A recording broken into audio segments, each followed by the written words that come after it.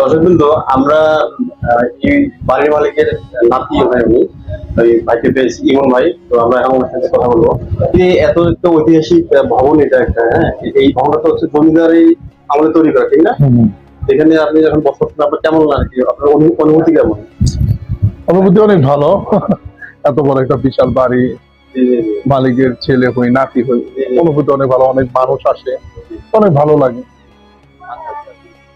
এখন আমার 8-10 জন থাকি। আর এমনি রেস্টুরেন্টের কাজ, তারপর আপনার রাইডার আছে, দুই সাইডে মানে চটপটি জোন আছে, এই সব মিলাই স্টাফ মিলাই প্রায় 20-25 জন থাকে। আপনি সকাল 10টা থেকে রাত 10টা পর্যন্ত। কি সপ্তাহে 7 দিন থাকে? হ্যাঁ, 24 ঘন্টা 7 দিন।